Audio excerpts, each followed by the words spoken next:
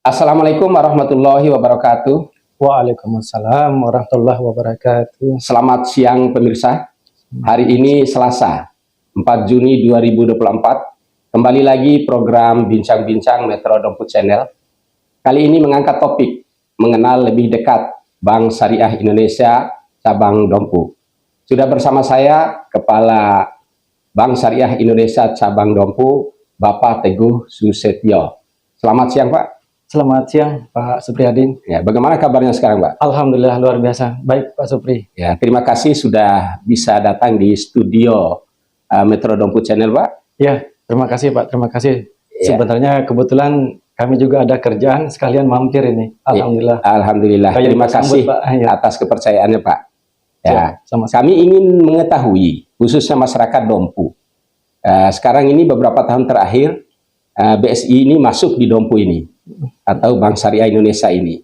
Ya, Tetapi masyarakat Dompu masih belum memahami seperti apa sih Bank Syariah Indonesia itu.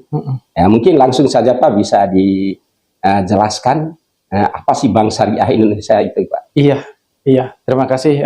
Bismillahirrahmanirrahim. Assalamualaikum warahmatullahi wabarakatuh. Waalaikumsalam. Selamat siang pemirsa Metro Dompu Channel. Jadi saya mencoba untuk merangkum cerita ya Pak Supriyadi tentang BSI ini. Ya. Sejarahnya sebelumnya itu Bank BSI ini belum lahir, adanya adalah bank-bank syariah milik bank-bank pemerintah. Ya. Misalnya di sini ada 3 bank tuh. Bank Mandiri mempunyai Mandiri Syariah. Ya. BNI mempunyai BNI Syariah, kemudian BRI dengan BRI Syariah.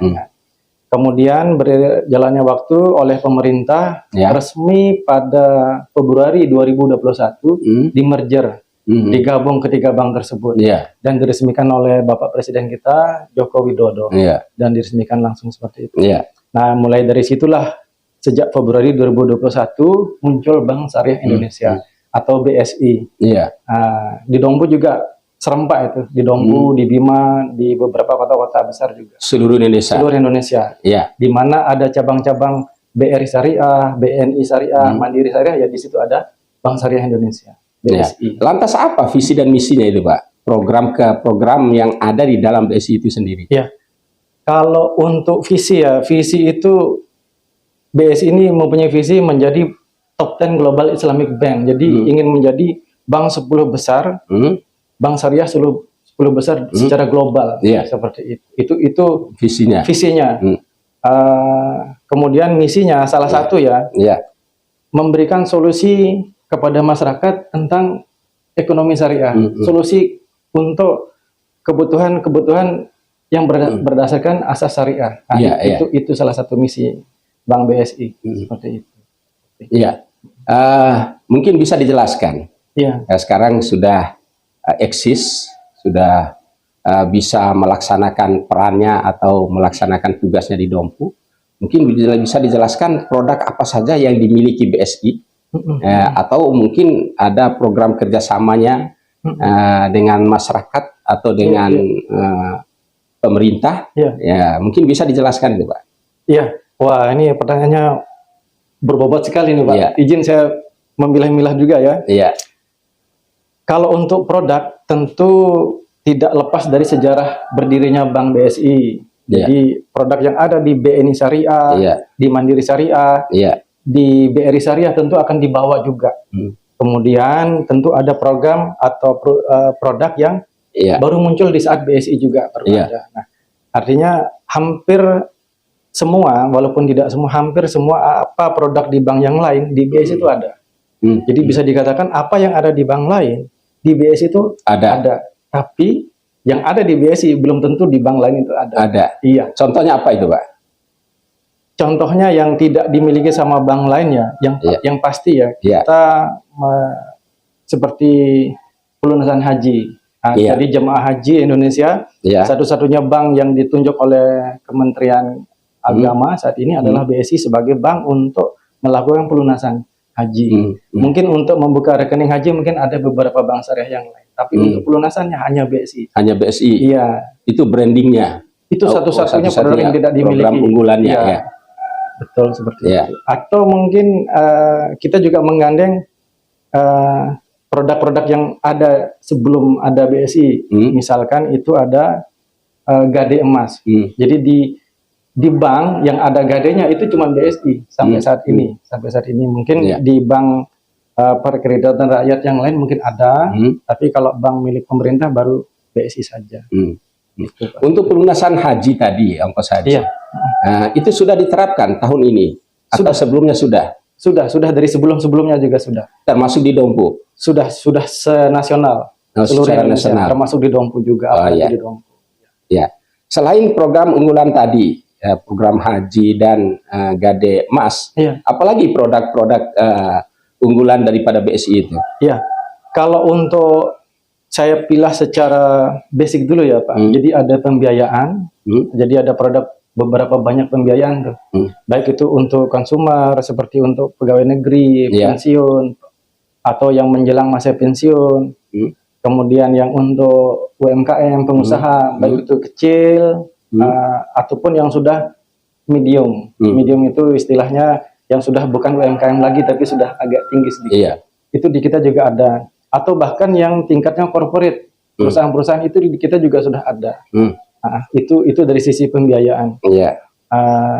Kemudian dari sisi tabungan, itu apa yang ada di bank lain di kita juga ada tabungan. Cuma di BSI ada beberapa yang lebih spesifik, terutama kita bicara tentang akadnya, Pak. Ya, jadi tabungan-tabungan yang ada di BSI itu dipilah berdasarkan akadnya secara umum. Jadi ada yang berdasarkan akad bagi hasil, ada yang tanpa bagi hasil. Secara umum seperti itu. Nah, misalnya sekarang tabungan bisnis untuk para pengusaha, ada yang pakai akadnya bagi hasil, mau yang tanpa bagi hasil juga bisa. Pada yang masyarakat yang umum, ibu rumah tangga pun mau buka rekening, yang pakai bagi hasil juga ada, yang tanpa bagi hasil juga ada. Tabungan pelajar, tabungan anak-anak, tabungan haji, dan seterusnya. Ada banyak seperti itu. Kemudian juga layanan-layanan yang dihimbau oleh OJK maupun BI seperti KRIS, seperti agen. Kalau di kami itu istilahnya BSI agen, Pak. Setiap bank itu memiliki agen-agen yang tersohor ya, mungkin saudara kita di BRI dengan Brillingnya, di BNI dengan BNI agennya, Mandiri juga. Nah, kami juga ada. Namanya? BSI agen. Oh, BSI agen ya? Iya, seperti itu. Dan masih banyak lagi produk-produk yang lain, Pak. Kaitan dengan KUR, kredit untuk rakyat. Karena di Dompu ini kan ya masyarakatnya mayoritasnya petani atau masyarakat di bawah garis kemiskinan. Pasti dengan kucuran dana dari program KUR ini akan sangat membantu. Bagaimana kerjasamanya dengan masyarakat petani, supaya masyarakat petani di Dompu ini juga tahu dengan keberadaan BSI ini. Mungkin bisa dijelaskan, Pak? Mohon izin untuk usaha kredit usaha rakyat ya. Kalau KUR itu kredit usaha rakyat, di kami juga ada. Memang salah satu nasabah yang boleh diberikan itu adalah para petani. Tapi memang karena keterbatasan SDM yang ada di kami saat ini masih berfokus kepada yang UMKM dulu, Pak. Yang UMKM-nya dulu. Kalau yang untuk petani, mohon maaf, memang bisa, tapi kami masih keterbatasan dengan tenaga. Seperti itu. Tapi kalau yang misalnya memang ada pengusaha yang tengkulak atau yang pengepul hasil bumi, hasil tani, itu di kami masih bisa. Masih bisa. Itu KUR? Iya, KUR. Jadi di kita tuh ada istilahnya program mikro, Pak. Mikro itu terbagi jadi dua, KUR dan non-KUR. Jadi yang KUR kan syarat dan ketentuannya sangat ketat saat ini. Nah, jika misalnya memang sudah tidak bisa dibiayai sama KUR, maka harus diberikan produk non-KUR. Non-KUR. Di kami juga ada seperti itu. Oh, gitu ya. Berarti untuk pertanian atau untuk petani sementara ini belum. Jika pertaniannya mengandalkan pembayaran dengan masa panen, itu di kami masih belum. Oh, belum bisa. Belum kami bisa layani. Memang secara ketentuan bisa, cuma keterbatasan SDM di kami. Sekarang sangat kewalahan dengan menghadapi berkas yang masuk, nasabah yang mengajukan untuk pembiayaan kur tadi. Jadi kalau kami terlalu buka untuk semua, kewalahan Pak. Oh iya. Ya, jadi saat ini masih fokus di UMKM ini pun maaf butuh sekian hari untuk antrinya saja. Tapi ada rencana. Harus ada Pak, insya Allah ada. Kedepannya harus ada. Kedepannya. Karena memang bagaimanapun juga petani, peternak, nelayan, bahkan mereka pun memiliki hak yang sama untuk mendapatkan fasilitas pembiayaan kur tersebut. Iya. Nah, kita kembali lagi ke tabungan-tabungan tadi atau produk yang ada di BSI. Ya, tadi sudah dijelaskan ada tabungan haji, tabungan pelajar, tabungan umum, tabungan emas, dan lain-lain. Betul. Gitu. Kira-kira apa keunggulannya? Nah, dari tabungan-tabungan ini yang ada di BSI dibandingkan ke bank konvensional lainnya. Oke. Ya, pemirsa Metro Dompu Channel, ini pertanyaannya saya harus hati-hati ya. Karena saya akan mencoba menjawab dari sisi syariah ya Pak. Iya.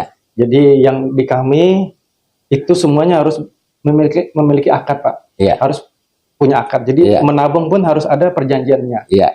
Jadi tidak hanya taruh uang, nanti bagaimana dia belakang hari, tidak. Jadi saat pembukaan rekening, itu kita langsung menjelaskan kepada nasabah. Mau produk tabungan apapun, ada akad yang harus kita sepakati. Nah, seperti itu. Nah, satu, itu ada akad namanya wadiah. Akad wadiah ya.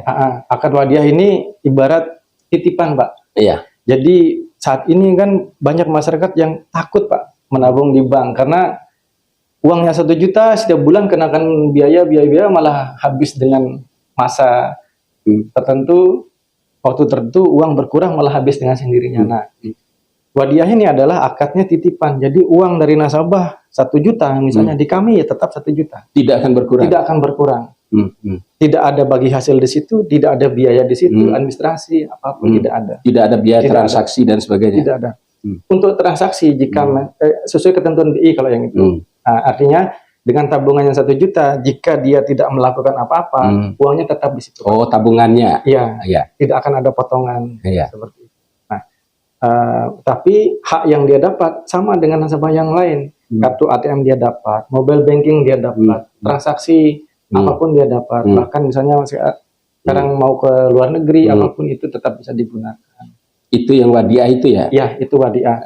Nah, yang satunya, yang kedua, itu istilahnya mudharabah Pak. Mudharabah, bagi hasil istilahnya. Yeah. Nah, di situ baru dikenakan tuh. Jadi saat tabungan nasabah ada, berarti uang nasabah itu kami gunakan Pak untuk bisnis. Nah, di sini juga terjadi perbedaan Pak. Uang yang nasabah tabung di kami gunakan juga untuk bisnis BSI yang harus sesuai sama kaidah syariah Pak, ketentuan syariah. Yeah. Baik itu pembiayaan maupun apapun yang itu harus sesuai sama konsep-konsep syariah. Siapa yang menentukan? Tentu di sini ada pengawas. Kalau di perbankan yang lain mungkin diawasi sama OJK saja atau BI. Di kami ada tambahannya lagi. Pengawas perbankan syariah Pak. Jadi itu. Jadi ada pengawasnya lagi. Nah, dia harus mengawasi kami apakah sesuai sama ketentuan yang mana? Ketentuan yang diberikan sama DSN MUI. Jadi MUI juga memiliki peran di kita. Jadi kalau istilahnya badan sensornya itu MUI Pak. Nah, jadi kalau misalnya memang sudah itu lulus, yang produk yang kami lakukan lulus sensor dari MUI, maka kami boleh jalan.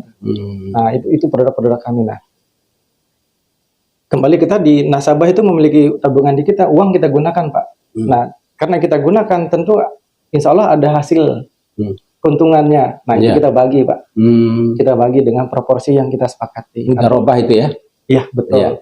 Nah, kesepakatan itu yang namanya nisbah atau jumlah berapa proporsi yang kita sepakati untuk bagi hasil. Nah, karena memang adanya bagi hasil, berarti ada kita kenakan biaya administrasi juga di situ. Ya, di situ. Betul, seperti itu. Sehingga mau tidak mau, karena memang ada hasil, berarti ada muncul pajak juga dan agak mirip sama produk teman-teman di bank konvensional, hanya saja akadnya yang berbeda. Kembali lagi ke tadi yang menarik. Masalah gade emas dan cicilan emas. Mungkin bisa dijelaskan lagi seperti apa sih modelnya? Gade emas itu seperti apa, cicilan emas itu seperti apa, dan apa keunggulannya? Saya coba agak keluar sedikit Pak ya. Jadi di kami itu ada produk tentang emas ya, tidak hanya tentang gade emas maupun cicil emas. Jadi ada juga tabungan emas, Pak. Kalau kita itu bicara tentang nilai tukar uang, dalam hal ini rupiah, setiap tahun itu tentu terjadi yang namanya degradasi atau terjadi inflasi, Pak. Nilai turunnya nilai rupiah tersebut. Nah, orang saat mungkin 10 tahun yang lalu punya uang 5 juta, ya mungkin bisa membeli sepeda motor tuh 10 tahun yang lalu mungkin dengan 5 juta. Saat ini dapat sepeda motornya mungkin yang kondisinya jauh daripada harapan tuh dengan 5 juta. Tapi kalau pada saat tahun 10 tahun yang lalu 5 jutanya itu dia simpan dalam bentuk emas.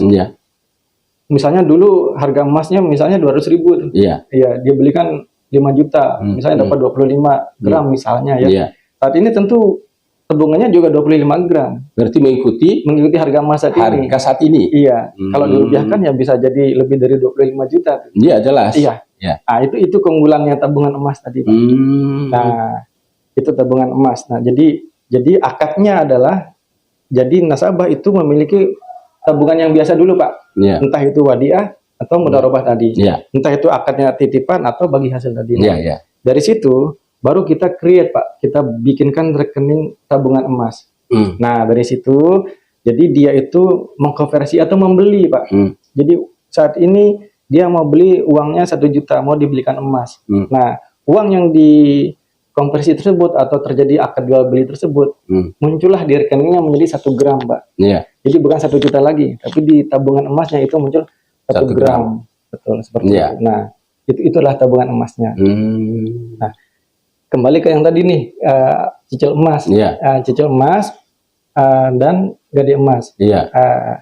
Mohon izin ya pemirsa Metro Domput Channel, jadi kami ibarat jual bakso nih. Yang kami jual itu mungkin ada sausnya, ada sambalnya, kecapnya. Mungkin pada beberapa kalangan tertentu, saus tidak sehat karena mengandung zat pengawet, apakah mengandung zat tertentu yang tidak baik. Ya sama juga produknya kami harus jual. Walaupun itu mungkin ada beberapa kalangan saudara kita yang mungkin ini kurang syariah, ya silahkan dipilih-pilih saja. Tapi pegangan kami fatwanya adalah fatwa MUI. Seperti itu. Nah, tentang cicil emas tadi, mungkin ada beberapa teman yang mengatakan, emas tidak boleh dicicil, tapi ya kami prinsipnya adalah emas tersebut merupakan barang konsumtif atau perhiasan, bukan merupakan mata uang. Sehingga dalilnya adalah emas di Indonesia ini bukan sebagai alat tukar menukar barang atau bukan menjadi alat untuk berbelanja sehingga boleh dijual belikan. Karena emas itu merupakan perhiasan atau alat investasi yang lain. Seperti itu. Nah, jadi akadnya kami lakukan dengan jual beli, Pak. Jadi emas misalnya kami beli 10 gram itu misalkan 10 juta, kemudian nasabah membeli dengan harga 12 juta. Nah, jadi kita terangkan tuh. Jadi akad jual beli itu harus jelas. Harga barangnya berapa, harga yang kami jual berapa, barangnya juga harus jelas, siapa pembeli, siapa penjual juga harus jelas. Dan semuanya tercatat. Nah, itu prinsip jual beli cicil emas tadi. Kemudian gade emas ya. Nah, gade emas di teman-teman yang lain mungkin gini, emas itu digunakan sebagai jaminan untuk meminjam uang, Pak. Misalnya emasnya digade. Digade ya. Digade ini ada kalung, gelang, digade, ditaksir bisa pinjam, Pak. Kalimatnya pinjam 5 juta. Bisa dapat 5 juta dengan bunga sekian. Emas itu agunannya. Seperti itu. Jadi dia itu adalah akadnya pinjam, tapi dikenakan bunga sekian. Dalam waktu 3 bulan kah, 4 bulan atau per bulan tertentu. Nah, kalau di kita di BSI, gelang tadi memang betul, Pak, dijadikan sebagai jaminan. Tapi ada 2 akad yang muncul di sini. Ada 2 akad. Satu adalah akad qard atau akad pinjam tadi. Jadi emasnya bisa dapat pinjam 5 juta. Kami tidak boleh ngambil untung, Pak, atas proses pinjaman tadi. Utangnya 5 juta ya harus kembali 5 juta. Nah, pertanyaannya, dari mana BSI bisa dapatkan keuntungan? Nah, emas tadi kami simpan, Pak. Sehingga kami simpan, kami rawat, risiko ada di kami, maka kami kenakan jasa, Pak, sewa. Ada sewanya. Betul, kami kenakan sewa kepada nasabah. Sehingga pinjamannya 5 juta harus kembali 5 juta. Dalam waktu 1 bulan dia kena sewa 1 bulan. Dia selama 2 bulan ya berarti sewa 2 bulan. Parkir lah. Itu menggunakan persentase sewanya itu atau gimana? Jadi kita kenakan berdasarkan karatase emasnya, emas yang dititip di kita itu. Nah, seperti itu. Kalau kami mengacu kepada pinjaman, berarti di situ arahnya kurang pas, Pak. Iya, sudah. Nah, perbedaannya apa?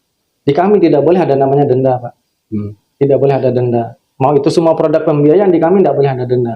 Kembali ke kur tadi, non-kur, semua produk pembiayaan, atau kalau di teman-teman lain yang namanya pinjaman ya, di kami tidak boleh ada denda. Seperti itu. Nah, gade emas, cicil emas juga sama. Jatuh tempo misalnya lagi 2 bulan. Saat jatuh tempo, nasabah tidak mampu atau tidak sempat atau tidak ada setoran, maka kami tidak boleh memberikan denda keterlambatan. Iya. Seperti itu, Pak. Di BSI juga cukup banyak pembiayaan ini. Mungkin salah satunya adalah pembiayaan pensiun. Mungkin bisa dijelaskan itu seperti apa itu model daripada pembiayaan pensiun itu. Kalau pensiun itu kami bagi 2, Pak. Ada yang istilahnya yang akan memasuki masa pensiun dan nasabah yang sudah memasuki masa pensiun. Nah, yang sebelum memasuki masa pensiun di kami itu 10 tahun, Pak. Atau batas usia pensiun BUP menjelang 10 tahun. Bisa 10 tahun, 9 tahun, terus ke bawah. Itu yang namanya prapensiun di kami. Itu bisa kita biayai. Nah, kemudian bisa disambung saat yang bersangkutan memasuki masa pensiun. Jadi tenornya atau jangka waktu bisa bertambah. Masa aktifnya itu tadi misalkan lagi 5 tahun nih mau pensiun. Jangka waktunya bisa 15 tahun, Pak, di kami. 5 tahun saat aktif, 10 tahun masa pensiun. Nah, seperti itu. Berarti usia sekitar 70 tahun. Bisa. Saat lunas, Pak. Saat lunas itu sekitar, jadi ada ketentuannya, Pak. Jadi saat berapa usia lunasnya, bukan di saat yang bersangkutan meminjam atau mengajukan pembiayaan seperti itu. Tapi di saat lunas, tentunya seperti itu. Nah, apa kelebihannya atau keunggulannya untuk pembiayaan pensiun di BSI itu? Saya izin mungkin kalimatnya terus berulang, Pak ya. Jadi kami tekankan dari sisi akadnya, Pak. Selalu kami tekankan dari sisi akad. Kalau seandainya kami itu lebih murah, bisa jadi, Pak, kami lebih murah. Kebetulan saat ini mungkin kami murah, tapi bisa jadi nanti ada yang lebih murah dari kami. Atau mungkin saat ini mungkin kami mahal, bisa jadi besok kami lebih murah. Tapi keunggulannya adalah kami harus tetap mengedepankan konsep syariah.